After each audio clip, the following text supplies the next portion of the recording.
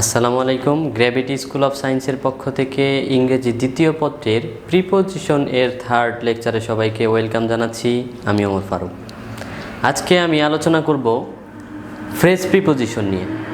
তাহলে phrase preposition কি এটা জানার আগে আমরা জানবো আসলে ফ্রেজ কি। ফ্রেজ প্রিপোজিশন জানতে হলে আমাদের তো জানতে হবে যে ফ্রেজ কি। তাহলে ফ্রেজ কি?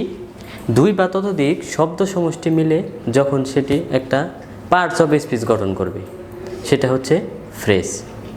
আর এই ফ্রেজ যখন কোনো একটা সেন্টেন্সে প্রিপোজিশনের কাজ করবে সেটাই হচ্ছে ফ্রেজ প্রিপোজিশন। বুঝতে পারছো? আচ্ছা, দেখি আমি এখানে কিছু ফ্রেজ রাখছি। এই ফ্রেজগুলা দেখি কি, ইন অর্ডার টু যাতে, বাই ডিন্ট অফ দ্বারা, ইন ফ্রন্ট অফ সামনে, অ্যাকর্ডিং টু অনুসারে, অ্যালং উইথ সাথে, অ্যাজ ফর সম্বন্ধে, বাই মিনস অফ মানে, ডিউ টু কারণে, ইন স্পাইট অফ সত্ত্বেও, অন বিহাফ অফ পক্ষে, ইন রিগার্ড টু সম্পর্কে, ইন সার্চ অফ অনুসন্ধান, অ্যাট দি টপ অফ শীর্ষে অর্থাৎ চূড়ায়। তাহলে এগুলা হচ্ছে আমরা কি বললাম, এগুলা হচ্ছে কিছু ফ্রেজ দেখলাম।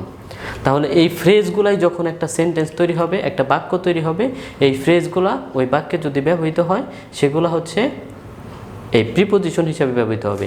এই প্রিপোজিশনটাই হচ্ছে আসলে কি ফ্রেজ প্রিপোজিশন। দেখো এখানে আমি এক্সাম্পল রাখছি, there is a garden in front of our house.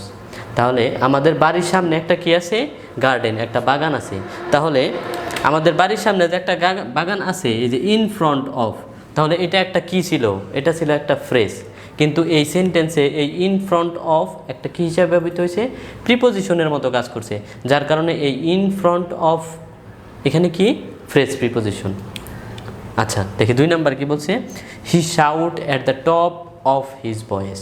সে কীভাবে চিৎকার করলো, তার যতটুকু কণ্ঠস্বর আছে সর্বোচ্চভাবে সে চিৎকার করলো, বা চিৎকার করলো। তাহলে কি এই অ্যাট দি টপ অফ এটা কিন্তু একটা phrase, at the top of কিন্তু একটা ফ্রেজ, কিন্তু এই বাক্যে এই সেন্টেন্সে এটা কি একটা প্রিপোজিশনের মতো কাজ করছে, যার কারণে এই অ্যাট দি টপ অফ এখানে কি ফ্রেজ প্রিপোজিশন হিসাবে ব্যবহৃত হয়েছে।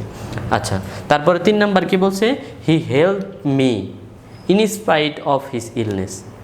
সে অসুস্থ থাকা সত্ত্বেও আমাকে কি করলো, সাহায্য করলো, হেল্প করলো।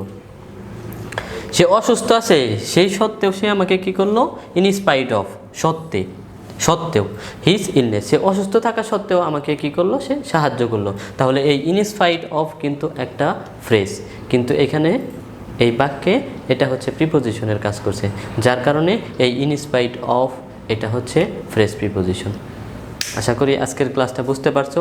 নেক্সট ক্লাসে বাকি 2টা প্রিপোজিশন যে ছিল সেই আলোচনা আমরা করব।